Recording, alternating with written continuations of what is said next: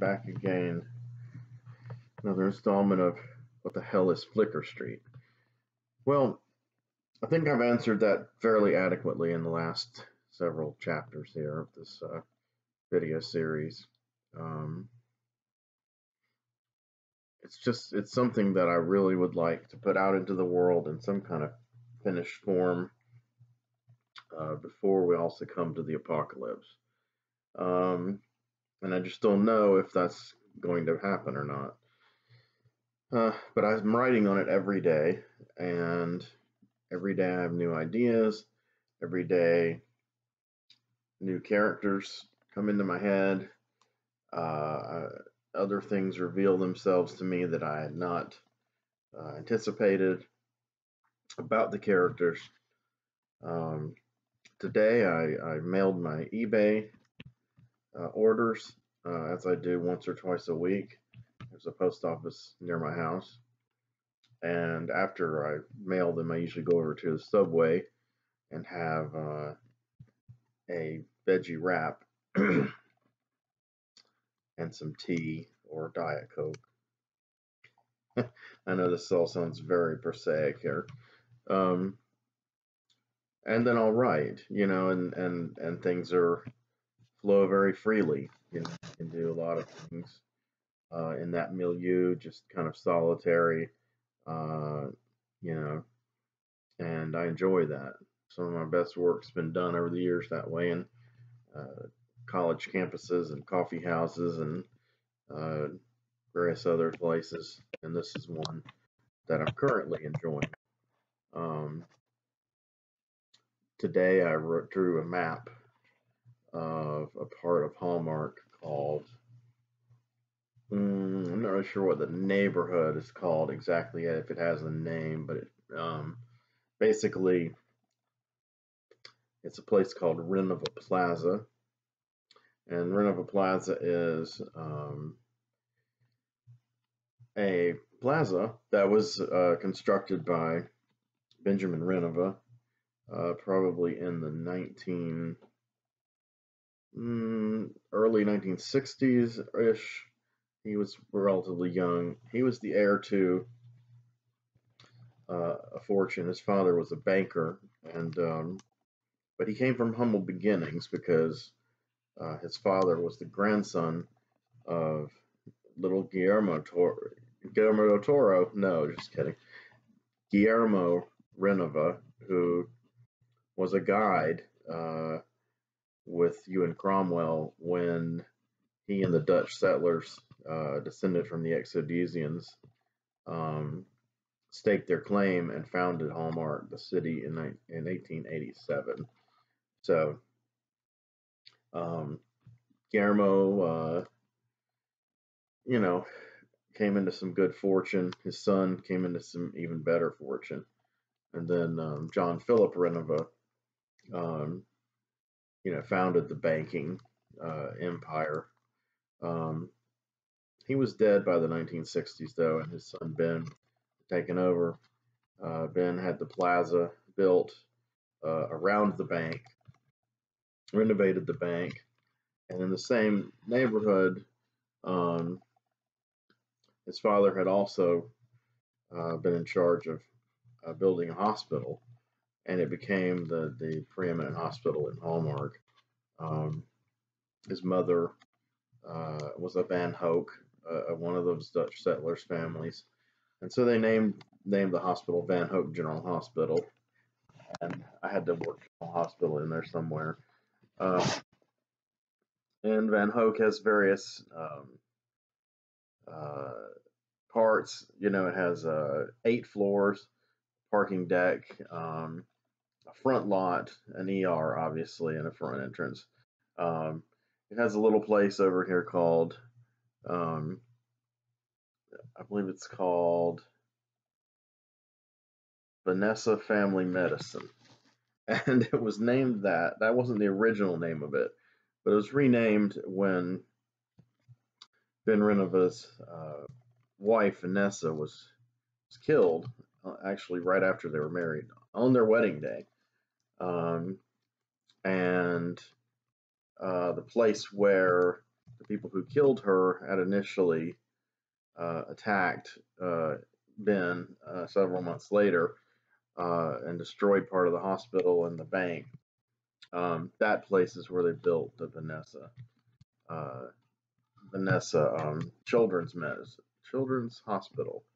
Yes, there's a place in Charlotte called Levine Children's Hospital, which is just a little portion of one of the hospitals. So I'm riffing on that. As the Children's Hospital. So emergency things that pertain, to kids and pediatrician kind of things. They're shipped over there through the triage. It's exactly the same here in Hallmark. Um, and here it's just called Vanessa. And that's not that unusual. I mean, I go to a regular doctor at a place called Elizabeth Family Medicine, and apparently there was an Elizabeth in Charlotte decades ago who many streets and parks and various things were named after her. There's also Sharon Amity, and many streets are named after her. So why not Vanessa? Um, anyway, I also have across this large parking lot and up a bit, there's the bank and Renova Bank and Loan. And Ben Renova was a wealthy man, but of course he was also a subject of experimentation, voluntary subject of experimentation with a substance known as TSD. TSD uh, stands for the colloquialism of a substance. You can almost say the generic name, but it's really just um, a riff on it. Transsomatic distortions, and the transsomatic distortions really that's a description of the effect that the substance has on the human nervous system and brain, and they're really called transmorphic somatics. And the people who receive this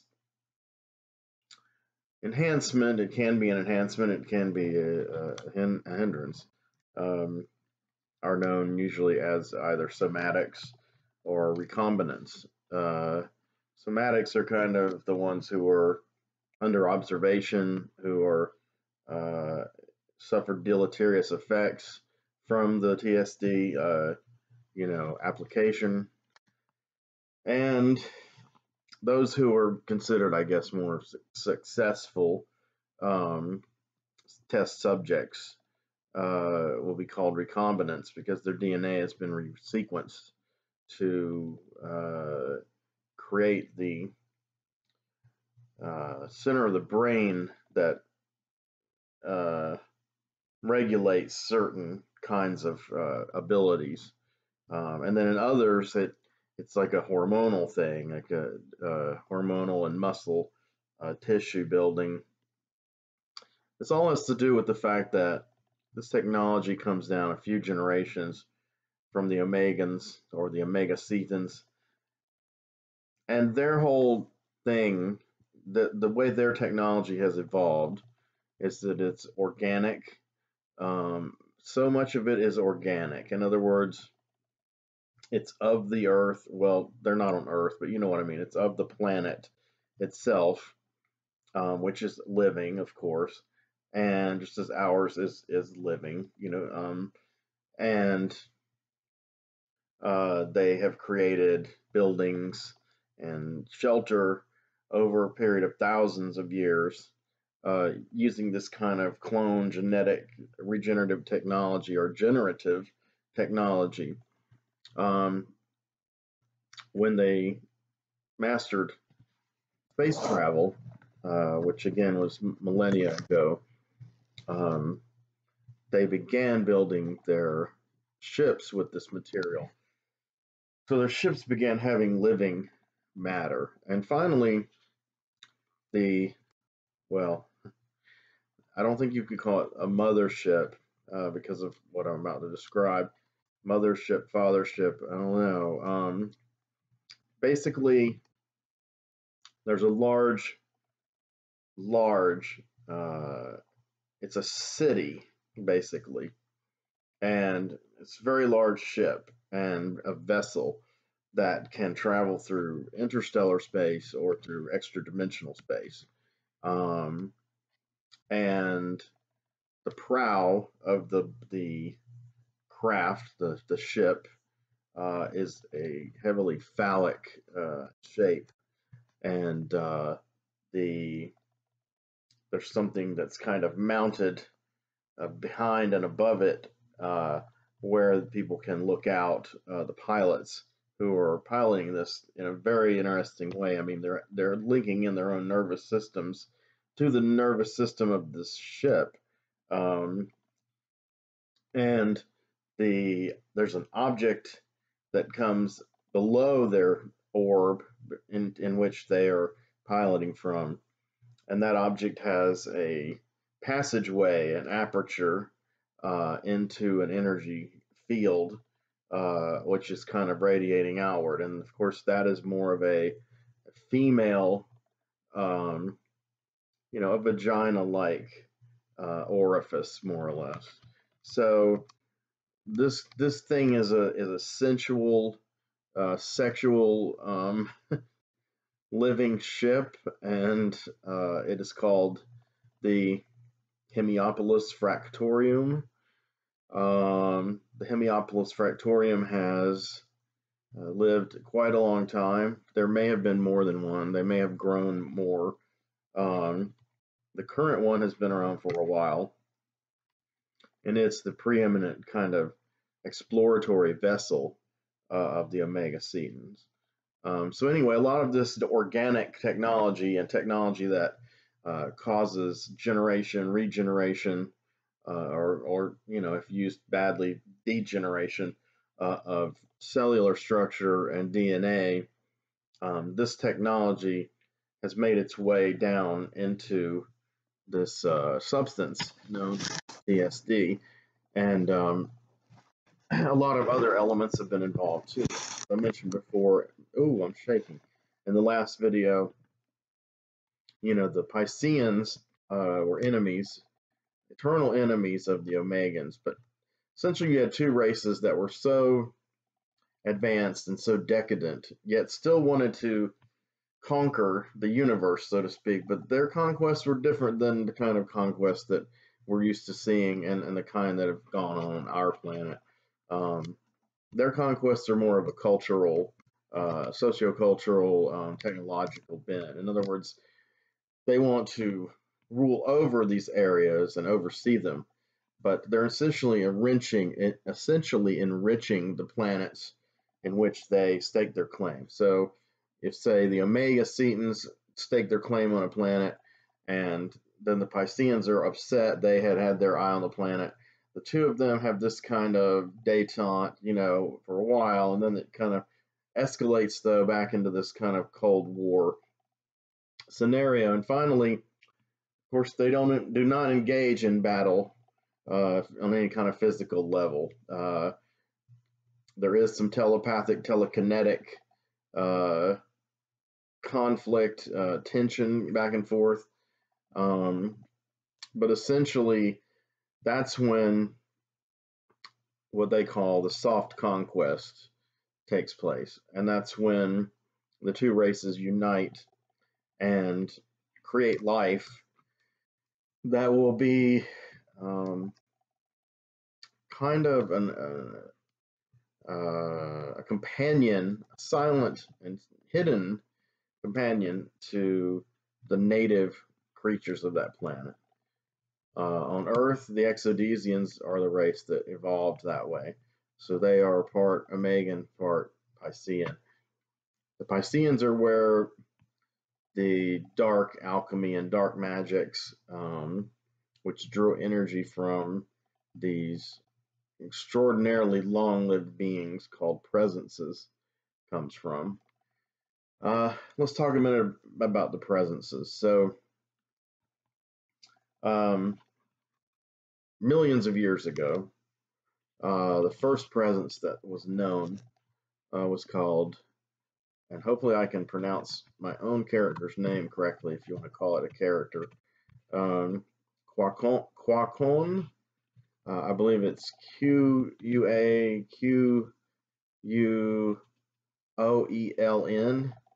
Quacon. And Quacon, Coln is the kind of its proper name, and that's how we would pronounce it. And Qua is denoting an energy that is kind of like you take the chi energy of martial arts and um, mysticism and all these kind of places where you discuss the ki or the chi, this kind of tapping into this energy within this inner thing, like through your chakras or whatever, through their various disciplines. Um, yes, I'm losing tons of nuance here trying to describe this because I know what it is, but you know, it's abstract. Um, but actually, it's pretty concrete. I mean, it's something that is believed in by many people on Earth and studied and tried to enhance their chi energy and their health thereby. So, if you take that and you exponentially multiply it on a cosmic scale, you have something called the Qua. And the Qua is, it's almost like the chi of a god. So, Quacon is a being that's at some distant time was spawned from the ether, and the amino acids and the building blocks of life came together, and this entity finally reached consciousness and had a semi quasi corporeal form, um, and it kind of ebbed across the universe. It was very large. It was probably larger than, I would say, larger than the planet Earth. Longer, wider, as wide, but longer, constantly kind of seeping through the universe. It was not anything like a humanoid or animal or insectoid being. It was something. It was a little bit like the Lovecraftian idea of the Shub-Niggurath, the goat of 1,000 young, and the pseudopods, and this boiling kind of thing, and Azathoth, the blind idiot god. So it was amorphous and could take different shapes. Essentially, the Qua uh, power is what charged its spawn to inherit. The spawn inherited it, and it had several spawn that we know of, though not really that many. And they began coming into existence, a few million years ago, and some are quite younger than that. Some have only lived a few 100,000 or less years. One became particularly fascinated with Earth. His name was, well, he took the name Vakuntha, which was a Hindu term and name, and that's not really its true name or whatever. They can become any gender they wish to, and they can procreate accordingly, or they can, most of them, the older ones, the more powerful ones, can just simply employ parthenogenesis, and that's what Quacon did in order to spawn his children. Vakuntha became a bit infatuated with Earth, and the dominant corporeal form he would take on Earth was similar to that of a Hindu deity. So he would be blue, and he would have kind of a long black beard, and he would have multiple arms, probably 2, 4, 6, 1, 2, 4, I don't know, 6 or 8 arms altogether, like 4 on each side. And he would be in the lotus position, kind of the way I am now. And he would be perceived as a god. And so essentially, Vakuntha, you can see it one of two ways. It's like what came first, the chicken or the egg. Um, was this being influenced by early Hinduism and Eastern religion and decided to impersonate or become a deity of this nature?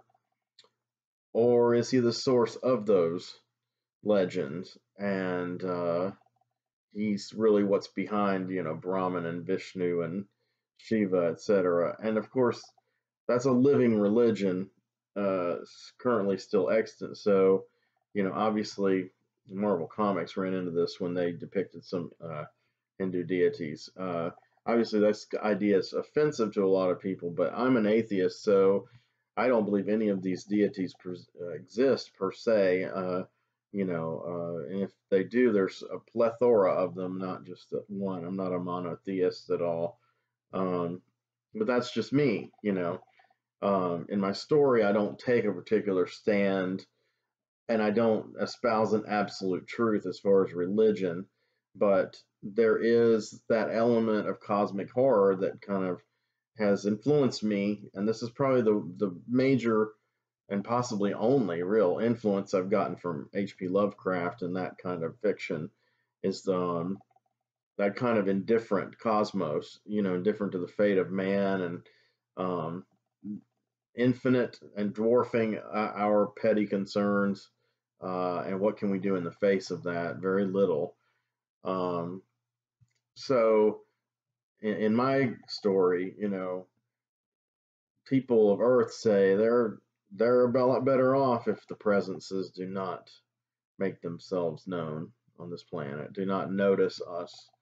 But Vakuntha does notice, and he decides he goes through a process, a generative process, with the Qua energy, and it achieves basically what the deities that he's kind of aping here did in Hindu mythology, which was split off into these avatars. So he will create the spell with the Qua and energy, and he will break himself apart into avatars. Sometimes they're all located in a similar place, sometimes they're spread across the planet. He likes to do this on Earth in order to gather information, empathy with the Earth. There's probably been times he's had animal avatars. I haven't written anything concrete on that, but that's a speculation of mine.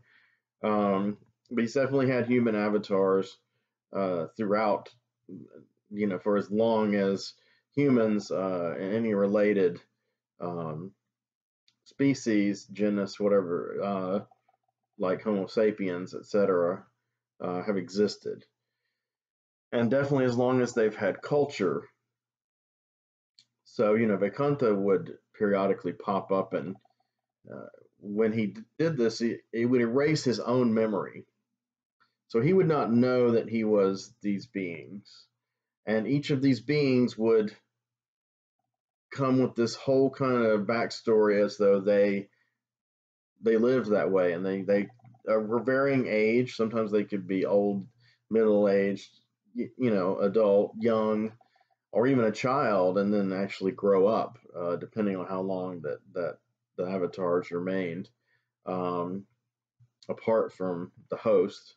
But these people, these beings who seemed to be human, who were really pieces of Vakuntha, they would eventually sense each other across great distances, and sometimes, like I said, they were in the same area, so it was a little bit easier. And eventually, one would be, or more would become aware. And when they do become aware, capital A, they know that they're Vakuntha, and they know that they must sacrifice their identity in order to become one with their fellow avatars, their brethren, and reunite and recreate a conscious Vakuntha. So who knows how many times he's done this over the millennia. Well, I'm speaking in the present of him. The character of Vakunta is actually deceased right now in my story, and it's hard to kill a god that powerful, but it did happen. We'll get into that another time. Um, but it happened at the end of the 20th century. So several of the presences have uh, died or been permanently banished, like locked away uh, out of this whole reality. That's what had to be done with one or two of them, especially an unfathomably powerful being called the Oblique, which is another kind of an abstract being, but it also gave birth, so to speak, spawned children that were more solids, corporeal beings, temporal beings. But by the time this was all kind of playing out, Quacon was so old, no one could destroy him like his children could possibly be destroyed through the most powerful magics. But uh, he kind of ebbed away eventually. He was just so old that he just kept kind of moving through the cosmos until he just began dissipating and into the universe, and there was no more Quacon. There was no more being. His qua energy had dispersed to the atomic level throughout the universe. So I guess, that's one way the most powerful ones can die. And if Oblique had lived, you know, maybe a few million years longer, it would have become the same way. The more concrete, more solid beings who choose to um, transact with other uh, solid beings in the corporeal universe, um, they have much shorter lifespans as a result. They have finite existences. They do not have infinite existences, seemingly infinite, that just trail off and eventually dissipate, as Quacon did.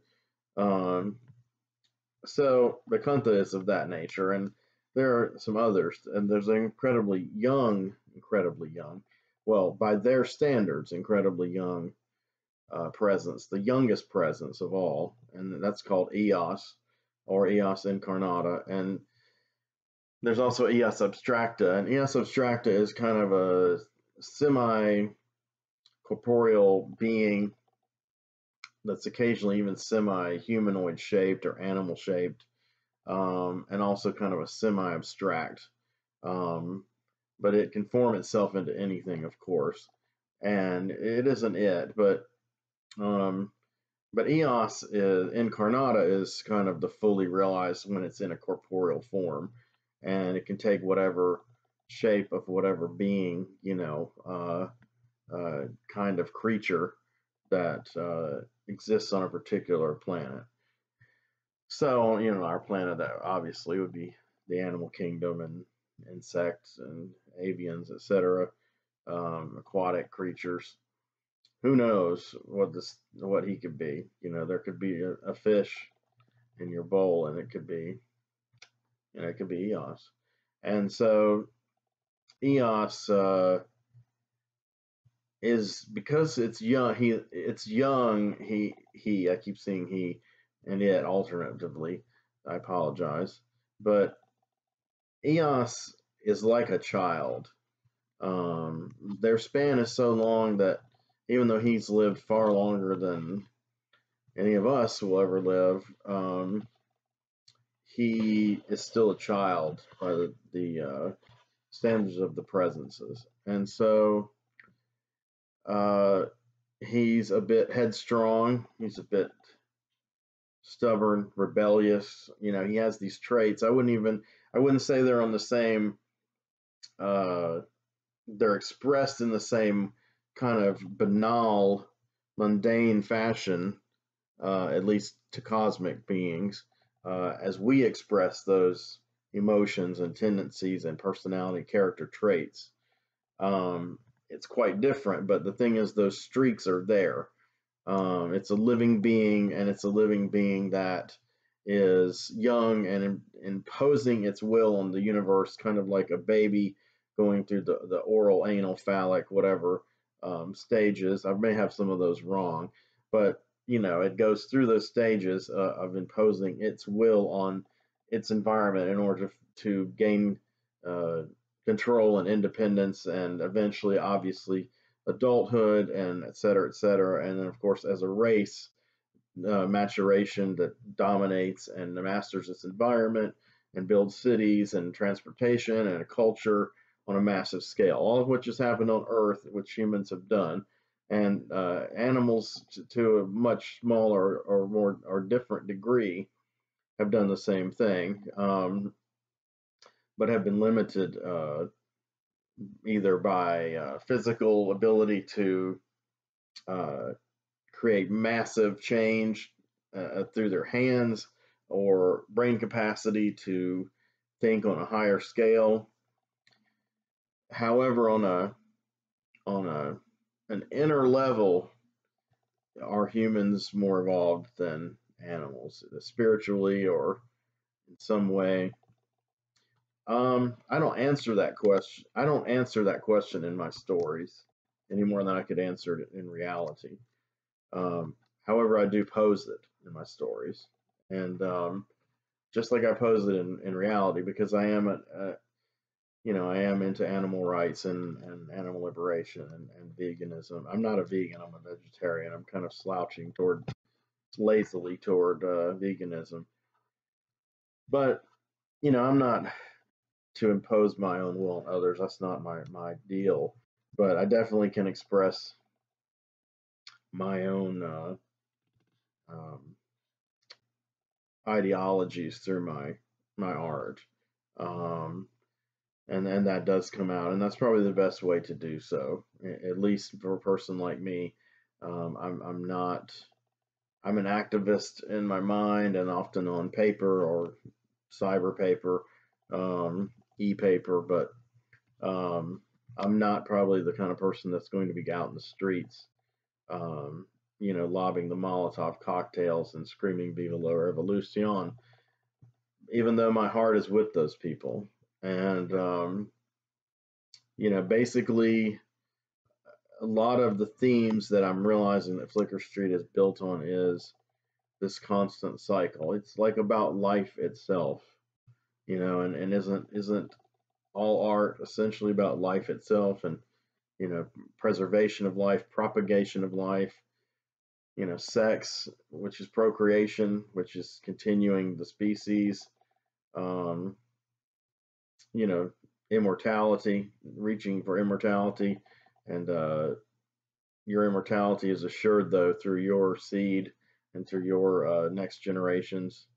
Um, and so the prime programming of a living being is just survival, living, and creating more life and passing it on. And that's encoded into every living creature on planet Earth that's sentient in any way. I'm not saying rocks. Rocks can't procreate. So I don't want to hear like the anti-vegetarian arguments. Like, what do you eat, rocks or pebbles? And I just tell them, look, I eat pebbles. I eat berries. I eat nuts occasionally. Um, weeds. It just depends, But that's it. I can't eat any vegetables because they feel pain. And no, I'm just joking here. I mean, but there are people who will taunt vegetarians with those kind of views. So if you were going to look at it that way, yeah, vegetables are a form of life, but they don't have autonomic nervous systems, et cetera, et cetera. You can harvest them without destroying the root. An animal, you whack off their arm, well, they're gonna hurt. Their system's gonna be lacking something. It's not gonna grow back. They're not gonna grow another arm back. However, in the reality of these other beings, such as the Omegans and the Pisceans, they have come to a point where they can regenerate and they can live incredibly long lives, and they can, um, have supreme power over their environment and over their own bodies. And they've kind of transcended the need for this kind of structures that we have in our society. Their structures are looser because there's not as much, they're more evolved, there's not as much crime and violence, there's not as much emphasis on territorialism. Um, so, they have their own kind of thing. And all they're really trying to do is enrich the universe. But they don't like the way the Pisceans go about it. The Pisceans are more what you'd call evil, but they're not really evil. I mean, their moral fiber is pretty abstract compared to a human's. When I say dark magics, I mean that they tap into the ability of presences, and presences in general tend to be malevolent and malignant towards life forms such as us, or the Omegans, Pisceans, whatever, any kind of sentient being in our universe. The presences seem to resent their existence. It's like as if God, thinks, we're just tools or puppets or just little dancing marionettes for his amusement, or things to be used and discarded, at his whim. A lot of people have depicted God that way. Um, and then, it's as if then that God resents these beings for continuing to live and strive, and even though that thing is encoded that I mentioned, to constantly survive and procreate and move forward, um, just to live. And um, the presences do resent that, and so because their perspective is totally alien to ours. I can only depict it in certain terms with certain of them that do take a humanoid shape and utilize human speech and etc. But such as Vicunta, and there's others. There's one called Turles Drexus. He is one of that nature, and so I guess what I'm saying is that um, yeah, wow. I think I went down the rabbit hole too far there. Um, I hope some of this makes sense in some kind of way. It's strange because I'm at a point where I'm not just creating a story, I'm also uh, a philosophy is forming and ideas are coming to me, and they're not all coming out of here. I think a lot of them are coming in here. I don't mean from other people though. It's received wisdom or inspiration, epiphanies, etc. The kind of ideas that, dreams, the ideas of that come to humans into their mind, and what makes that happen, what makes the act of creation. So these are fundamental things. Now, of course, most of my story is going to be more on it's going to be on Earth, and it's going to be more of a street level, mostly take place in America, even, and Hallmark is in America. Um, but there will be some other, side stories that will be in other places, especially where the those kind of mystic mountains are and things. Um, and what the Mystic Mountains essentially were places where the Omegans and Pisceans embedded birthing chambers where they could incarnate onto Earth through extra dimensional travel.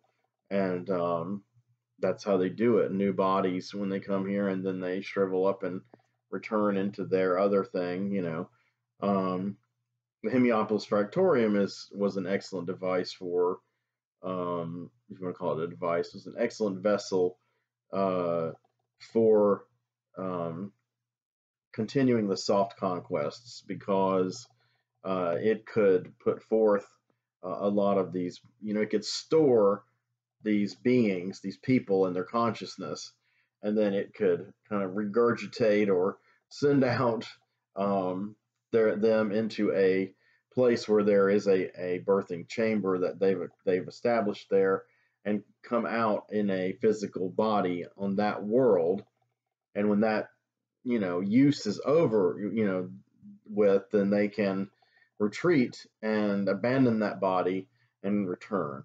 So this is kind of a combination of a lot of different ideas I've had from a lot of different sources over the years, and then just weird things that have come to me, and then things I've gleaned from religion and mythology. Um, I will say Philip was a farmer was one of my big influences, uh, science fiction wise, and about alien biology, and about death and rebirth, and the idea of this energy that exists that contains not only your soul but on your mind, but also like a genetic blueprint of your DNA of your body too.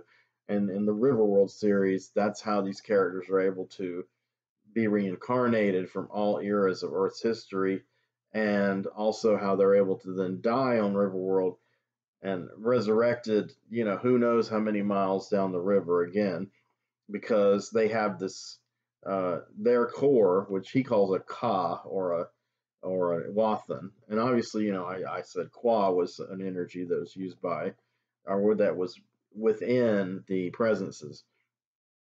Um, yeah, so I took his idea and I thought, that'd be interesting if these people could, that's how they travel, and that's how they explore and propagate their philosophies, their systems, etc., and etc. So this is exciting stuff to me anyway. I want to hopefully get some other people excited about it. But I really need to create content, and my health is stymieing me right now. But I'm fighting and I'm trying to get it out. And doing these videos is not it's not detrimental to my health. Unfortunately, the acts of writing and drawing are, in many ways, right now causing me pain and discomfort. So I wanted to use another medium to tell some of these stories and to introduce people to this world. So I've talked a long time. I think overall I may be wrong, and in hindsight I'll watch this video and think, boy, you were totally fucking wrong. But I believe overall I've been fairly cogent, and I have digressed a number of times, but I think I've tried to be overall pretty smooth and forward, progressing on a, level that's easy to, I don't want to say easy to keep up with, but, easier maybe. I believe I'm communicating better. Once I get into that mode where I'm talking about this world, it's just like I'm talking about my own life, my life story, or whatever. And in a way, it is my life story. I don't know. It's very hard to describe, and I'm fascinated by writers who explore this realm of where ideas come from. And that's one thing that I did. I haven't always been the biggest fan of all of his work. And when we met, one time we got along famously. The next time it was pretty cold. But I will say, but these things are stupid to hold on to. Neil Gaiman, he was who I'm talking about. But anyway, he explores this area, and I even asked him a question about where he got his ideas, and he said basically, his stories were about stories, or where the stories come from, and of course that's why he wrote about the dreaming.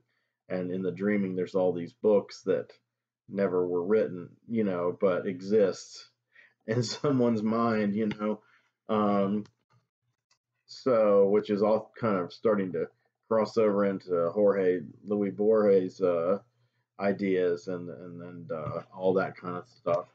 And of course, Borges has this kind of metafictional reality, just like Lovecraft did. We're back once again to the found documents, the found footage, the real story behind the myths and legends. And this is all this is all interconnected, and I've learned this the last few years about my own work. And as I've said before, I don't want to over or underestimate the influence this person had on me. But my ex-fiance Kelly, she saw this interconnected web of things and synchronicities, and these are things that I've been leaning toward, for many years. And she was right there, and she saw Flickr Street and said, this is your alchemical mythoverse, is what she called it. And this was my magnum opus, my great work. And that really meant a lot to me. Wow. I mean, I can't dwell too much in that at the moment, or, I may lose composure here on this video. So, on that note, I will disperse into the ether myself, and I will hopefully see you soon, and or at least you'll see me. I won't be seeing you, but I'll be talking at you. So anyway, take care. Thank you so much for watching.